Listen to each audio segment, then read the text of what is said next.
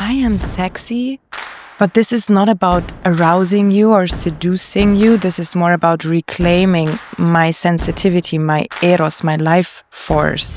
What did that woman just do? Or did that woman just approach me and move on my body like this? Or did she just approach me and move her body like this?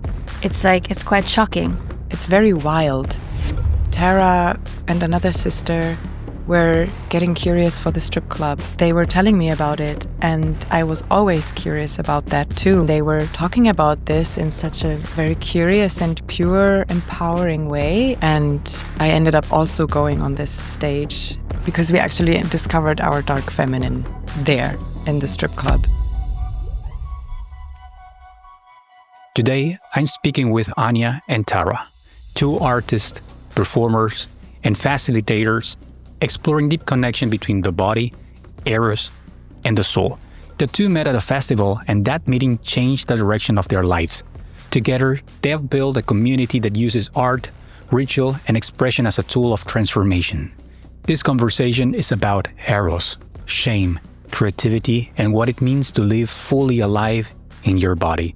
My name is Luardo, and this is the Berlin and Elsewhere podcast. How would you describe exactly the movement and the events and the collective that you have been building in the last years? We've had many projects, Okay. but the one that's most alive and moving right now is the House of Soul Strip. Yeah. We began with Animagica, which is the ground fundament core of what we're doing. And it's a group of women that are finding themselves and their liberated soul. So we kind of remembered together our primordial feminine, meaning like the ancient, natural sense of the woman, the wild woman. And we cultivated this exploration with the help of performances and also very deep encounters of each other and ourselves in the process. And so it became art. When did the journey start? How did you guys meet? I love that. We met, from my perspective, we met through a coin that was flipped. That's my part of the story. Okay. That's how I got into a flat in Berlin when I was looking for my house. And the people that lived there were organizing a stage at Fusion Festival. And they invited me to be there. So I met Tara at Fusion Festival 2019. And why the coin flipping? Because they flipped a coin whether it would be me or another girl getting the room. Oh, really? Yeah. And then they told me, so the coin decided you're going to get this room. And they had this access to the festival. And so my life changed, basically. So it was your first time in that festival? Yeah. And you got into the festival because of your flatmates? Yeah. Interesting. And then you were working in the festival or how? I was also there for the first time. I actually hadn't even intended to enter the festival grounds. I just went for the FKK experience. But I was convinced otherwise. And in a moment of magic, but mostly overwhelm of the size and capacity of this experience that is fusion, we crossed paths and found each other in a very deep way. It was like, as cheesy as it sounds, when lovers meet and they have this like thing like, oh, it was love at first sight. Like something happens inside. This happened for both of us. When we first met, there was just what is this? And now it makes sense because we've created and lived through so much together that now I understand why it felt like this when we first met. Yeah. But you cannot know what's going to come. You're just like, wow, that feels intense and nice. Yeah. And then after you met in that festival, you had this deep connection towards each other. And then walk me through the moment when you decided to start projects together. Was it after a long friendship or a long connection or an experience that you both had in common that brought you even more together to work and to build a community and to build this kind of events, and also with Soul Strip? And what is the other project that you also have? Animagica. Animagica. This is the performance group. Yeah. The first baby we made. Yeah. Well, I believe that the more we were getting curious over our own blueprints and essences, we found shared interests in finding the way. So Tara and another sister were getting curious for the strip club.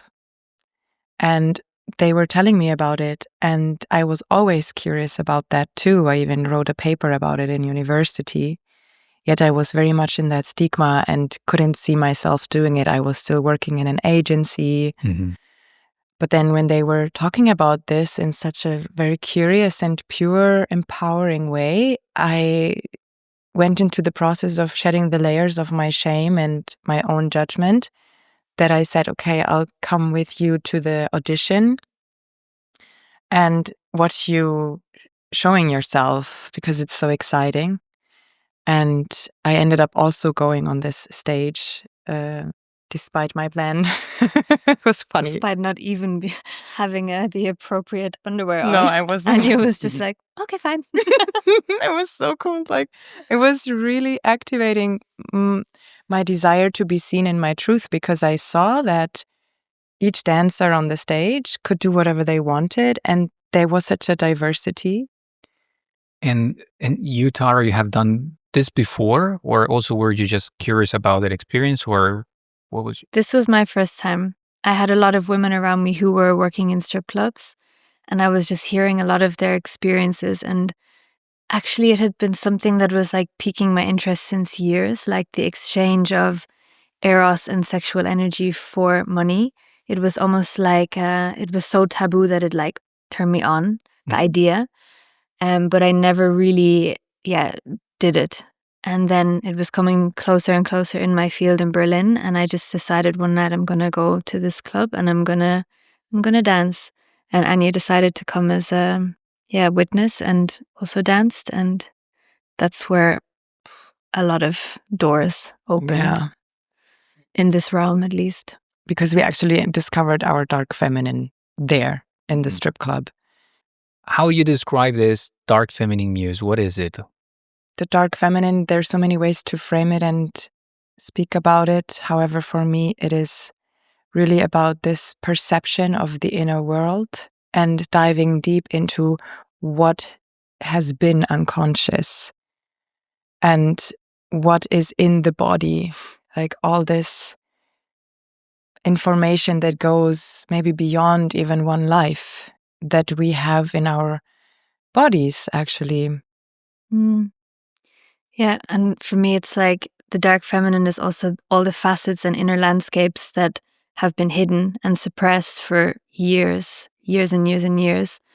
And it's like bringing that up and out to the light and out for others to like see and resonate and remember. And yeah, when you say it's like a keyword, it just brought me back to the first time we ever did our dark feminine performance. People did not even know what dark feminine meant.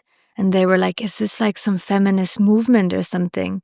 You remember the first time we brought it, like even the terminology was foreign, but the energy that was brought on stage was like, what is this? Yeah, it's very wild. It kind of connects sexuality with nature. And that's what's really moving people, because it's this raw, erotic energy that is still so mysterious to people, because it's not really understood. But when it's seen, it immediately is grasped, but more on a more subtle level, not so much in the mind.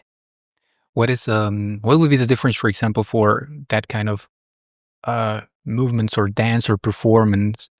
Can you describe how it is? The performance? I would say it's like when this energy of the dark feminine comes into a space, the ripple effect and the after effect is, what was that? Like, what did that woman just do? Or did that woman just approach me and move on my body like this? Or did she just approach me and move her body like this? It's like, it's quite shocking. people are listening, then maybe they're thinking, what kind of movement? So are we talking like an erotic kind of performance? Something like people might have seen in a strip club, or did they Also, know I as a mean, strip club? But what would be the it's a difference? reclamation. It's a reclamation of embodiment. So what we have been programmed to understand as art so far is dance. But there is this movement also in the dance scene where we are going more and more into embodiment, which the difference is that embodiment is the true experience of how we feel our body, and we are expressing that truth. And the dark feminine really reclaims that also on the erotic levels, in this like, I am sexy, but this is not about arousing you or seducing you. This is more about reclaiming my sensitivity, my Eros, my life force. So the dark feminine encapsulates the embodiment on the erotic levels. But not only. It can Not also be only. like painful. It can also be like expressing pain or emotions or Yeah. crying or screaming or roaring, like the things that is normally like kept inside and not shared out because it's too much, too emotional. Yeah. Exactly all these facets that are normally like kept more in the inner landscape so that we're not too unhinged or too wild or too crazy. Hey, lieve vrienden. Sorry to interrupt this amazing conversation, but I need a little bit of help. If you're watching this on YouTube, you can probably see the subscribe button. If you do, it would mean the world to us if you can subscribe. That's the best way to support the show. Because when you do, I can show it to potential guests and potential brands and stuff like that, and it really helps to grow the show in so many ways. Have cooler conversations, cooler guests, and it just helps in everything so much. So, if you don't mind, thank you so much. Now, let's get back to the conversation. We actually went to travel together to Mexico. And that's where we then connected our experience to the inspirational force of nature that has then kind of made us create rituals in a way. It was a very organic process of this occurring. We just had this opportunity actually in Guatemala. It was the first. And it developed further than that. On top of the dance and the embodiment, I started to receive words through the jungle. I was spending a lot of time in the jungle. And so I created poetry that was actually, evoked through the power of nature. However, informed by the experiences in the strip club. So I started to write this poem, Soul Striptease, while I was walking in the jungle. And that was just somehow the first fruit of House of Soul Strip, because I was like, where is this gonna go? And it took me another year or two other years to find the bigger picture of what wants to happen. Yeah. When you went to the strip club, you did just an audition, or did you actually perform there with real clients, or did you work there? Or was just an experiment for the audition? No, we really worked there. First the audition, and then we both began to work there. Yeah. For quite some time. Yeah. For how long did you do that? It started right before we left to Mexico in 2020. So we started in 2019. I took a long break because I had a child, but I went back. So over the span of 4 years. Yeah. Yeah. Yeah. And how, I mean, of course, this stigma around the profession and also about the clientele that goes there. I mean, because it's a transactional environment where people give money for your sexuality, and there's maybe some dude over there who controls everything and want to make money without caring about the well-being of the dancers. How did you navigate that environment? With curiosity, like I saw myself on research. And I also had an open heart. I somehow saw the vulnerability in the eyes of the men. And I saw that I have a certain power to meet this. So it was very interesting for me to understand what we can actually heal between the feminine and the masculine if we meet on the creative erotic context. But it's definitely very confused in the strip clubs of the world because it's programmed to disempower the feminine, actually, with that alcohol, and she's not really encouraged to be in her power. Even though she ultimately has all the power. Yeah.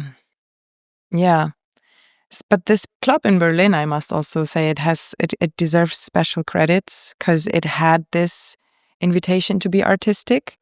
I remember my boss in the first audition, he asked me if I want to dance on point shoes because he knew that I come from a ballet background. And his wife is a painter. So they had this openness for art. But not for underarm hair. No. That was the thing too. Yeah. That's not artistic. Right. Yeah. I ended up walking away from the club. When we came back from Mexico, I tried to come back to the club, and then he told me, but I was like I'm a wild woman now. So I had my armpit hair, and he told me that I should not have them. And then I said, yeah, well, but why can women have tattoos, blonde hair, and be tall or big or be from this and that country, and I cannot have my armpit hair? It's just diversity. And then he's like, yeah, but men don't like it. I'm like, I have different experience. And then he just was kind of in this stereotype, but I want a woman to be in the stereotype of how a woman should be in terms of her body hair. And I said, okay, so then I'm not for this. And I left the club for 1 year. And I actually gained experiences in another field with the platform Sugardaddy.com. Because also it was COVID and the whole strip club experience was weird. You had to have these masks. Like not these masks, but these. Okay, yeah. I was like, okay. Try to look sexy in one of those. You deserve to get paid well. Yeah. It was not so appealing and other things weren't. And the sugar daddy field for me was then to actually really dive into I wanted to understand, where do I start to self-harm with sex work? Because it became more sex work for me as soon as it came to the Sugar Daddy platform. In the strip club, it was artistic, and it was this exploration of understanding the masculine and how it projects on me as a woman and how I project on it, the power game, and everything was like, oh, that's so exciting. But then with the Sugar Daddies, it became a bit, more, safety was a different question. Boundaries also. Like, I didn't have sex with them. However, I wanted to understand like the threshold between sensual exchange and healing and sexual exchange and healing. And is there even, a bridge, or where is the healing here? Like, what do we need to have sex in order to give what we need? Or you mean like it was just about teasing and seeing how far the guy goes without receiving sex, and to see how it was completely out of any rules or like the only thing that I had was an intention and trust, and I decided to work with this, and I also gave that impression. I told them I'm an artist and I'm on a research, and I want to discover the soul. So that's a very interesting keyword. Then I didn't have a specific price because I didn't have a specific offer. And I also I tried to activate their natural masculine. No matter who sits in front of me, I don't have a judgment. I'm talking to your nature. So I'm giving you my vulnerability and trust that you contain it well. And every man did that with honor. It was really empowering me in my trust as well. Yet at some point, I came to the place or to the experience where I noticed, yes, I do self-harm. And there is this threshold at some point, like within this linear, like within this career, at some point you meet that. Yeah. In which moment did you feel that it was starting to become a self-harm situation? Yeah, it's not easy to answer that question. Well,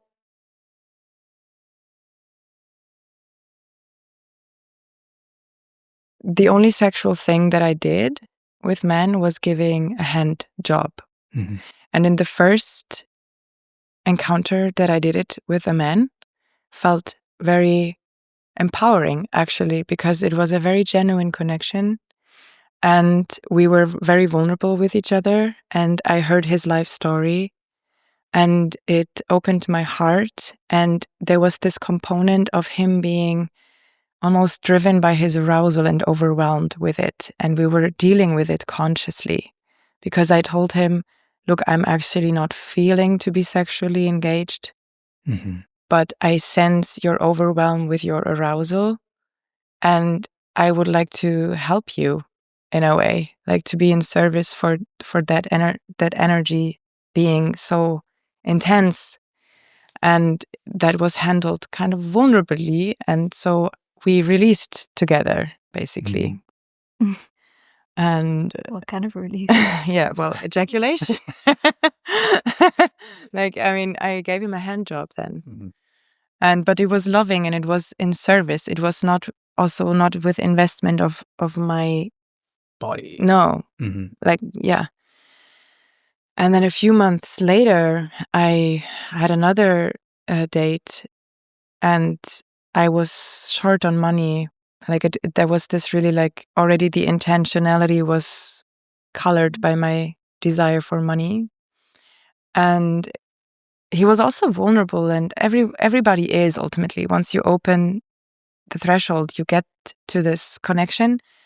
And I felt also love, and there were also substances involved. Mm. And they were also involved previously too, because there's no really rules. You're just like, let's see what happens, and your trust and things are okay. And that they were always okay. I was always safe. However, my self-sovereignty was a bit, changed. Yeah, you were not able to be able to consent to everything. Yes, I was. I was just like reading my own body differently, and like it was not, the intuition was a bit disturbed, of course, due to substances and so I ended up doing the same thing with this man, yet it wasn't the same way empowering, or like it wasn't. It was just different, and I overstepped my own boundary in my body because I was referring to the previous experience and telling myself, but back then it was also fine, So I did it, but also with this like voice, because you need the money. And I gave him a hand job then, and things turned out to be beyond my boundaries. That it just turned out to be something that I didn't feel in integrity with. Was it because of the money that you felt like in a way it was different this time? Because of this urge or desire for the money? Yeah, because the sovereignty, like the direction from which my decision came was not my soul. And my soul knows what's good for me. Like, or what I'm ready to experience and what I can hold in my heart and what is, yeah.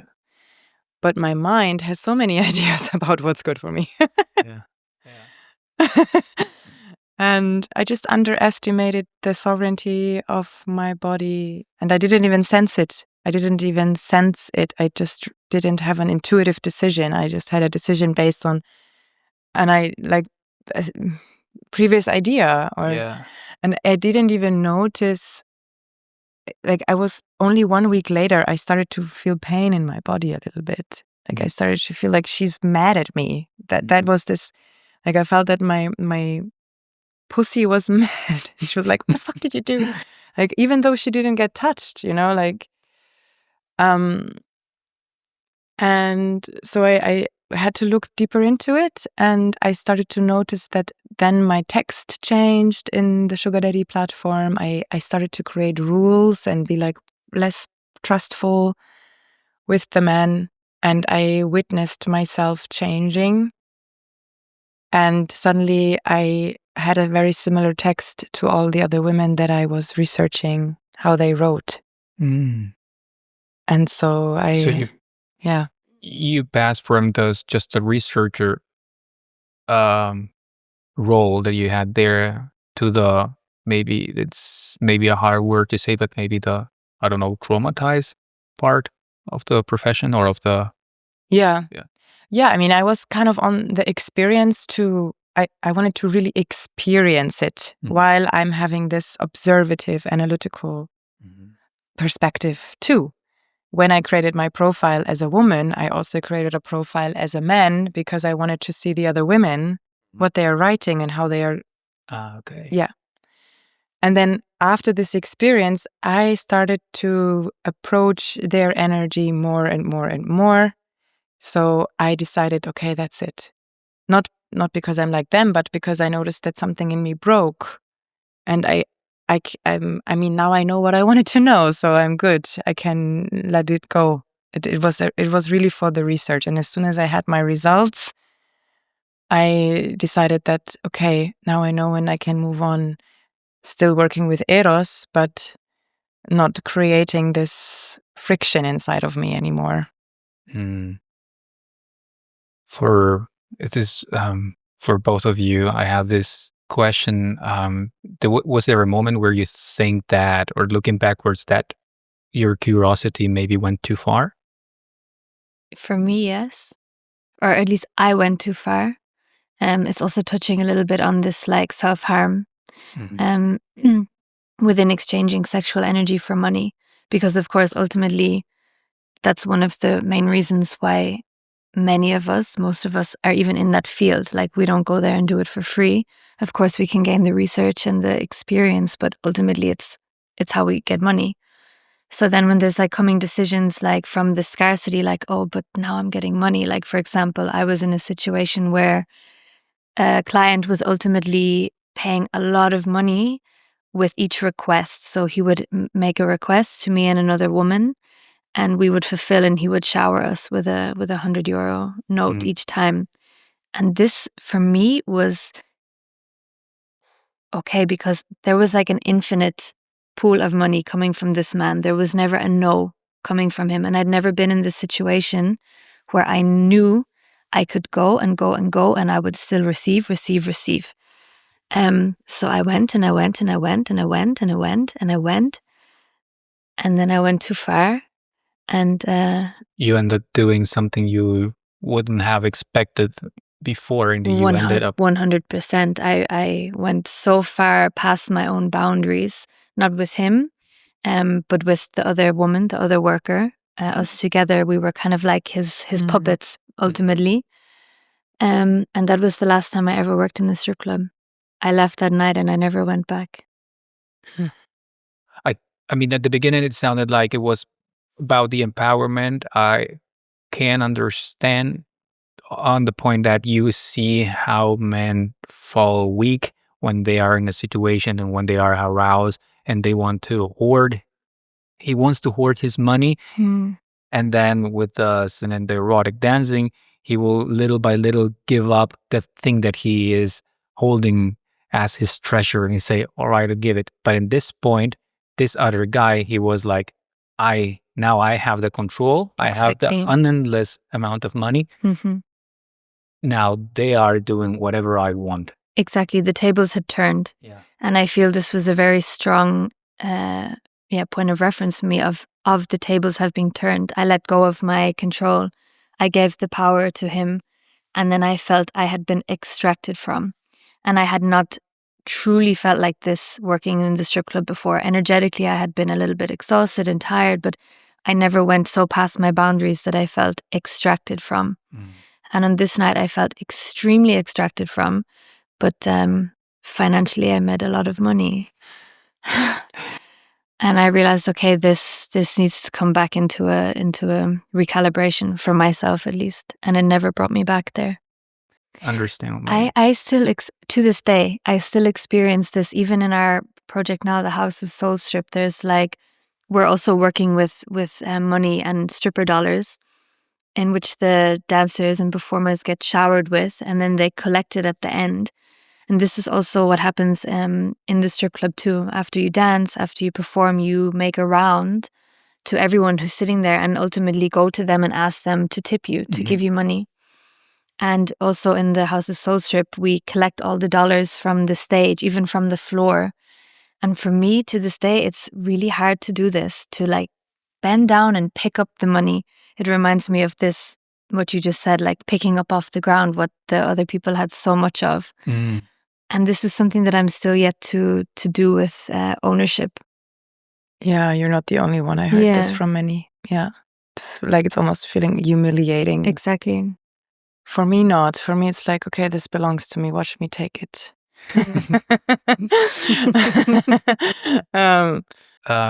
This is not about stripping your clothes. The poles becomes your altar. Yeah. I want to kind of also, before I go into this question, I feel that we have tapped into something very vulnerable, sharing about our disempowering experiences within this work. And I noticed, I just want to voice this now because I noticed that my body language and my voice came a little bit like less, in my center, because it's very vulnerable to talk about this. And it's almost like kind of, me degrading my power when I bring this on the table. But actually, this is where we are, this is what's happening to the feminine and her sexuality as soon as it's placed and situated in society. It's being actually set up to be destroyed. And of course, it's our personal experiences, and there are so many sex workers out there that might talk differently, and that there's no generic truth in how things are perceived. However, for me, it was an exploration of my primordial nature and soul in a way, and how do I hurt my soul? Because there is this thing of you're selling your soul, right? That's what people say about sex work often, or you're selling your body, and there's as if one would destroy themselves, which is in a way, as we experience itself, has the potential to do so. But for us, it was really about a reclamation of the other end of the spectrum when we bring the feminine and sexuality into society. And transmuting these experiences into something else, like rewriting these experiences. And that's a big part of what we're doing with this work, and bringing out the sexual energy and the Eros to transmute it, and to transmute these personal experiences that we share, and others who join us, at least to transmute their experiences into a more empowering one. Yeah, exactly. Ultimately. Yeah. That's the power of the feminine too. Is to transmute one of them. Which means changing the inner state and the inner way to relate to an experience, and ultimately bringing healing and heart. Make the bridge out of this like very vulnerable space. And speaking about transmutation, so basically we wanted to create more visibility for soul and Eros. That was just because we found that it becoming more visible is empowering as fuck, not only for women. And our experiences in the strip club showed us that there is no real space for this empowerment to happen, because the strip club doesn't really provide the frame and the influence. So we wanted to rewrite it, but we also wanted to say where we're coming from. We wanted to say, look, this is coming from a shadow space, like the strip club. But its root is actually spiritual. The root of erotic dance, it has been It has been part of communities' ancient tribes, where they created transcendental experiences through erotic dance, the belly dance, the hypnotic dance, that brought a community to God. And like in the 1920s, when dance and entertainment occurred more and more in the global world, and all kinds of dances found their way through the world, also erotic dance became part of that uprising, yet it was so connecting and creating arousal and sexual energy that was not yet even close to be owned in society. So they have pushed it aside and made it pornographic and taboo. And so they kind of pushed it into the shadows. And that's how it could be taken over by disempowered energy. And we want to reclaim it and also educate around what we can do with this connection that is being created, with this arousal that is being created. And it's not all just arousal that life force and erotic energy brings out. We can move it, we can have so many more different ways of responding to this energy other than being horny on it. You talk a lot about Eros. Can you explain a little bit what it is? For me, it's life force. And I feel that today people kind of like condense and funnel erotic energy into meaning something sexual. But for me, Eros is just feeling the juice of being alive and finding the aliveness in everything around us. Of course, it can also be erotic energy and sexual energy, but not primarily. And this is like a big part of like my individual work and the work we do together is like inviting Eros into the body, or it's already in the body. We were born erotic beings. But yeah, as I said, the Eros got kind of like funneled into sexuality or shameful acts or whatever. But yeah, it's life force ultimately. And it's the most pure energy that we have when we strip away all the conditions and the layers and the stories that society have like put on top of it.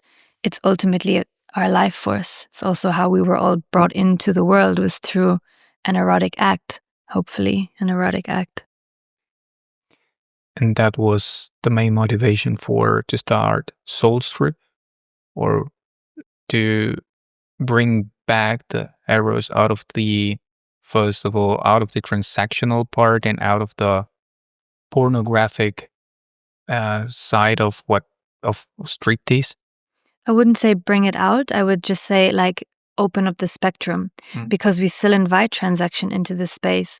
We invite it in a way that's no longer shamed, because it's okay, like to create a transaction and to own the energy of money and take that energy out of the shadow is also a part of the work we do.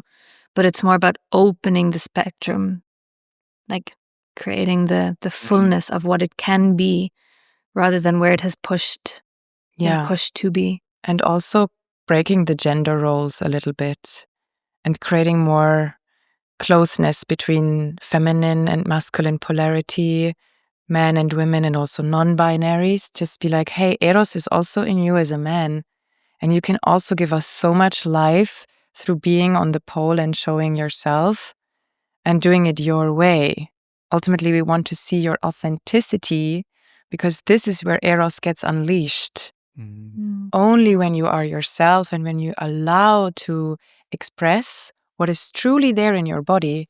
And it can be a range of emotions or it can be everything. It can be rage, it can be insecurity, it can be shyness, it can be a story, it can be celebrating yourself and make others do that too.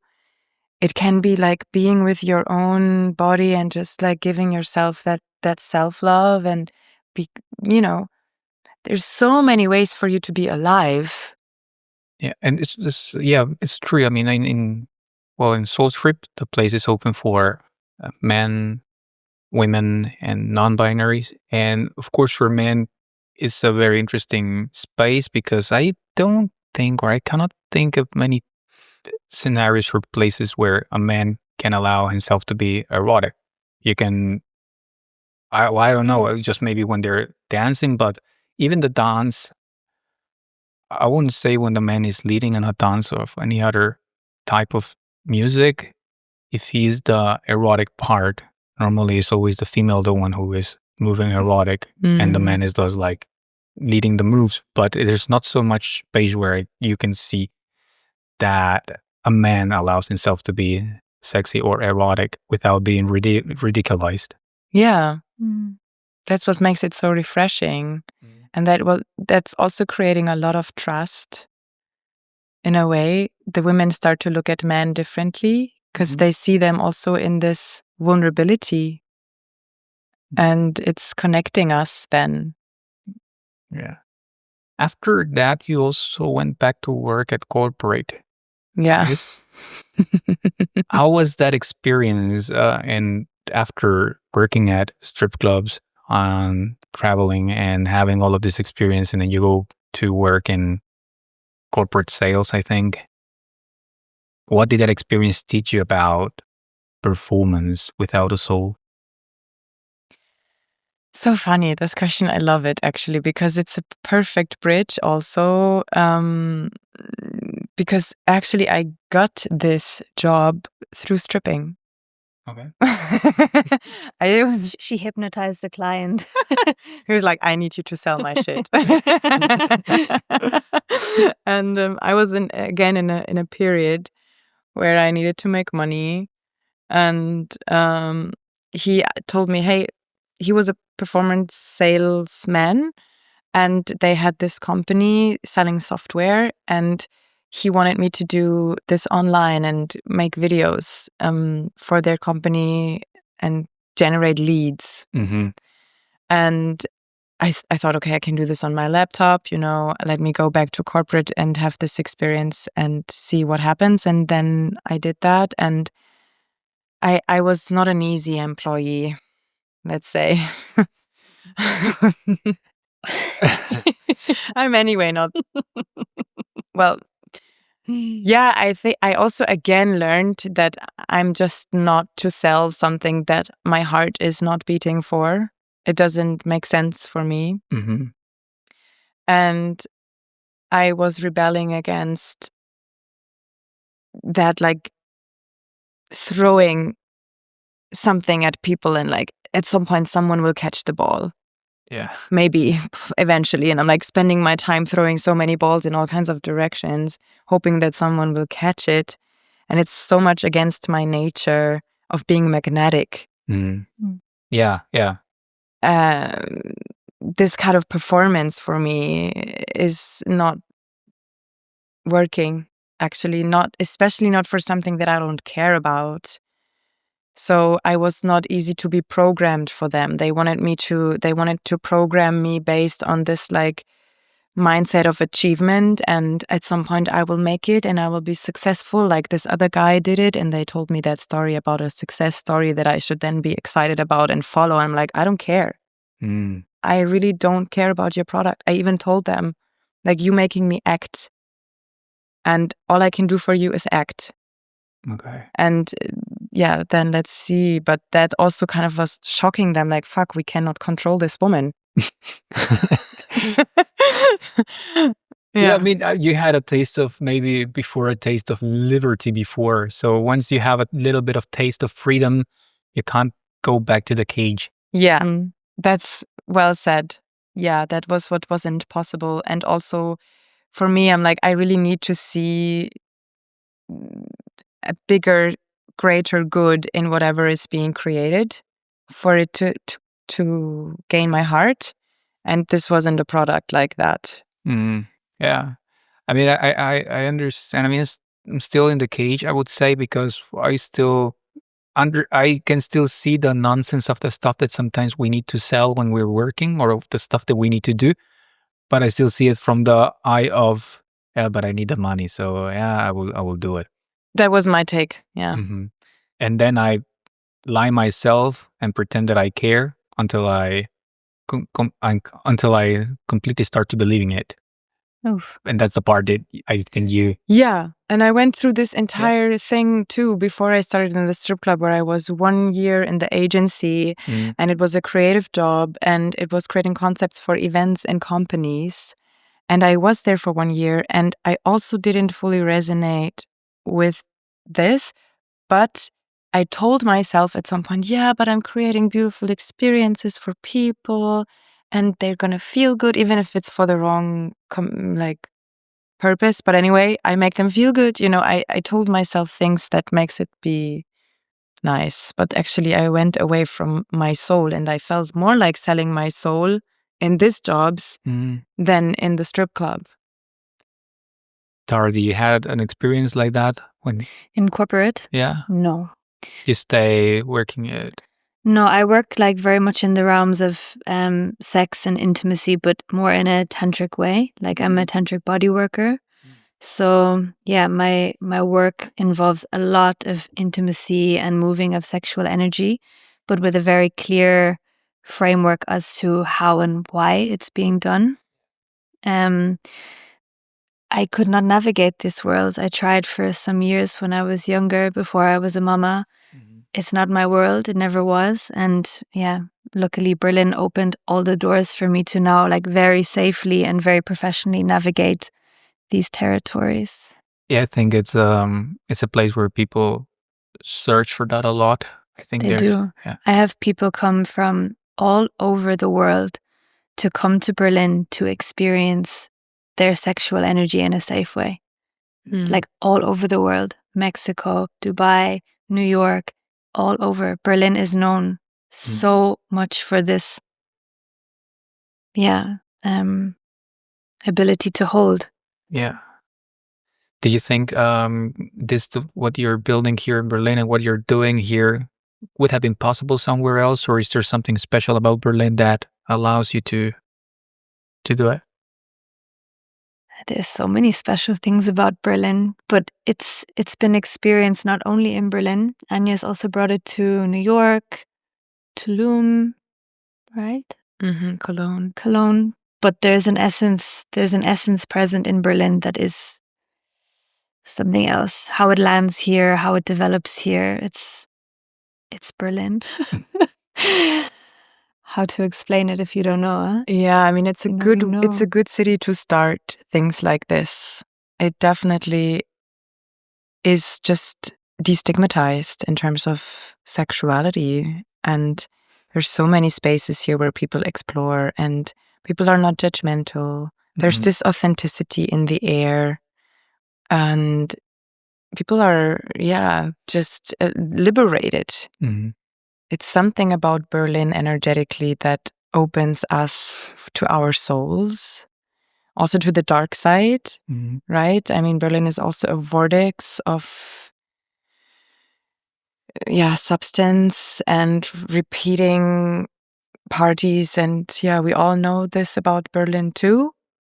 Yet there is also so many bubbles in which we can be ourselves. And almost for everybody is a bubble where they can feel authentic. Yeah, and I also feel this is mindset in Berlin that everyone's on a mission to get to know themselves deeper.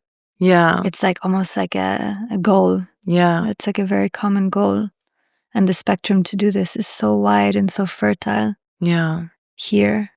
Talk to me a little bit about soul strip in more detail. I mean, when I try to explain someone else what I experienced in the past one, it's very hard for me to put it in words.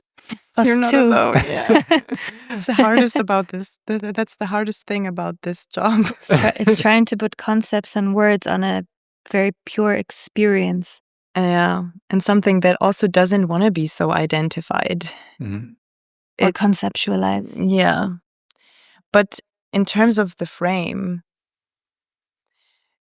it's a space where everybody can be witnessed in their performance. And they are going through a workshop. There's a performer workshop. And there's also, in another format, we have different formats, but there's also the possibility for the audience to go through a certain training workshop. The performer workshop sheds the layers and expresses the permission and creates the unity of an experience amongst various individuals deciding to have this experience, despite their gender, despite their nationality, despite anything. And they're getting just, this invitation. We open the door and we let them be in this room of where they can explore themselves and make their own creative process. And actually strip away completely the term performance. Yeah. Or performer, and actually find what's behind the performative self. And that's what makes it the soul strip. Because, generally when someone steps on a stage, there's always an element of performing or performance. And of course, that's coming up in the House of Soul Strip, but that's exactly why we have this framework of a workshop to like really, disassemble this performative self and find what's behind that and who wants to be seen authentically. And that's the soul strip element. Yeah, and it's also connectivity work, I call it, or like unity work, because as soon as the people show what's authentically true in them, they make the people that watch them feel it. Something so human about us that we can feel somebody's joy in us when they express it. Like when you see a baby smiling and laughing, you laugh with it. Yeah. And a baby is so pure in their essence. And in a way, when we're like revoking that essential pure energy, we can sense it in ourselves too. And that makes us connect. And it creates such a harmony in the field that we're all the same in a way. Like we're reconnecting to our deeper layers of self that make us forget about identity and about status and about whatever it is. And that's actually the magic that's being experienced. For someone for people who feel a bit disconnected from their sensuality or their body, what is the simple practice they can do to reconnect with that, with their sensuality and their body? I guess first of all, becoming aware. And sometimes entering spaces like this and seeing someone else embodying or moving like this can make you question like, oof, could I do this? Or why can I not do this? So first of all, even becoming aware that there's like this dissonance or this gap between yourself and your erotic energy or embodiment. And then of course it's super subjective how it can awaken in different people. It can be super vast, but it's always about bringing it into the body. And so, personally speaking, this is always through dance, movement, energy and motion, like moving this energy through your body. This can also help just with like music or mirror work. This has been a big part for me, is just working a lot in the mirror, and not for how do I look, but like meeting myself, seeing how I move, seeing how my body is not moving, and trying to create a wholeness within myself through movement. Yeah, it's kind of a muscle that needs to be trained. And I think for many people, it's very hard to set the space for it because we are running around in the world, making and doing so many things and thinking a lot about life and how we create the stability that we want or the life that we want. So to go to the ground, back to the body, and release all that mental energy, that's actually the work. And for many people, they require to be held in that process or to be given the frame. Or they believe they must discover it through another person. Like sexual energy can often just be within an exchange, like an exchange of, an encounter, and that you find someone else and you create this energy together. But learning to like tap into and embody your own sexual energy, for some people that come to us, it's their first time to even just tap into it alone. So it's about finding pathways to get sovereign with your own. And to also handle the resistance that you're going to face once you start with it, because it's going to be so odd and like feeling weird, and the body might give weird signals, and it's like you will probably like, no, I don't like it. Let me do something that I'm comfortable with. So it's something to also go through, but it's a whole world. Once you enter the somatic, I want to give one quite powerful example of how our somatic works. That, for example, if you hold a glass of water and you sing to it and you give love to it, some like genuine love. For example, you think of a person you love and you sing to the water will adapt to that energy. And once you pour it in your body, your entire body will adapt to this. So you basically change your somatic through the water that you charged. But it's almost like you have to be persistent with charging the water and drinking it so that it stays in that new frequency and you start to feel more love in your body.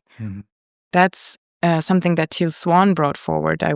Because when she mentioned this, I was like, wow, that's so powerful. It's like there's so much potential of shifting our somatics through, doing the work. For you, what does it mean to live with an erotic energy in a healthy way, even if you're not a performer or an artist? I feel like we touched on it a little bit, but it's like removing this funnel of it being just with sexuality, like opening up the framework of Eros and your erotic energy and like bringing it into the smallest moments. Like, for example, when you eat, like being present with your food, like seeing the beauty that is your food, like recognizing like, wow, where this food came from, the journey from there to here and into me. And you can create an experience around everything, even drinking your water, how you like feel it enter your body.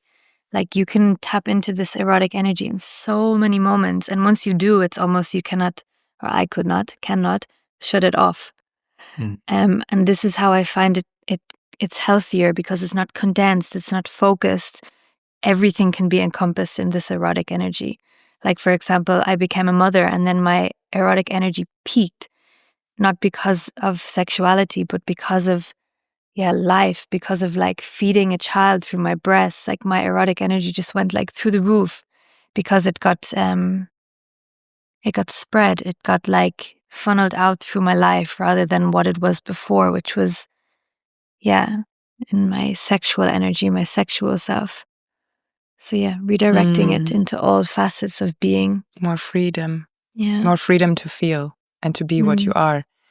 I feel that a healthy way to embody erotic energy also requires a lot of shadow work. We have all these parts created in our childhood that guard us from being alive or feeling something, feeling pain or something unpleasant, because we have never learned to deal with pain. And then we created these parts that protect us from feeling. And that's what locks our Eros. So actually, this shadow work is about discovering and interrogating and inviting those parts into your heart and into, your being so that they become part of your aliveness too. And we're also working with shadows in the House of Soul Strip because you become a way funnier person. Suddenly, when you know all of these parts of you that have locked you in, and you let them still be what they are, maybe bitchy or maybe bossy or maybe weird, but you own that energy, they are alive. They are not away, and that's also Eros, to just become more multifaceted in your energy. When you think about Berlin with all the chaos or the freedom or the darkness, what part of your soul feels more at home here? Oof. All the parts that never felt home anywhere else. Yeah. You were from? I was born in Ireland and I left Ireland when I was 18. Wow. To go and rediscover all those parts of my soul that always felt alien there. It's a Catholic country. Yeah. I went to an all-girls Catholic school in a small town. So, yeah. So when you left Ireland, you left because of this discovery that you wanted to do for yourself? I didn't know. I just followed a little, I guess at the time, naive voice telling me to go and explore the world, and I never went back. And then you came directly to Berlin, or? No, I had almost 8 years of traveling. Okay. A lot of traveling. And then I landed by accident in Berlin, and I never left. I was lost when I chose to go to Berlin. It was a calling also. There was this sentence, "You are crazy, my child. You have to go to Berlin." And I read that during university in my first semesters, and it was kind of ringing something in me. But after university, I went to Lebanon. My mother is from Lebanon, and I was very interested in conflict, in truth, how we're programmed to believe. And conflict resolution, peace, that was where I was really having a lot of fire, especially during the Syrian conflict. And so I went to Lebanon in order to work for peace, and it completely derailed me and my identity. I had a very challenging time looking and feeling the truth to such extent, also having the roots, my own roots there. And I then followed what my friends did from university, going to Berlin and kind of trying to put myself back into the matrix. And that's how I then started this job in the agency, but it kept on feeling off. And it took me a long time to really own my path. And actually the strip club was that, that moment when that turning point. Yeah. The turning point when you share your curiosity to her, basically. Was it at the Fusion Festival? A little bit after. Yeah. Tara and Anya, where can people find you, and where can people find the next stage, Soul Strip, or any event that you are organizing? Of course, our Instagram platform is where we're primarily based, which is the House of Soul Strip, as well as Animagica, which is our performance, our original project. Yeah, there's lots of little documentaries about Animagica on our website that portrays the ritual arts that we have brought to places. So I think it would be interesting to just have a look into this groundwork that we've done, and based on this, House of Soul Strip occurred. Tara, Anya, thanks a lot for sharing the story. Thank you. Thank you so much.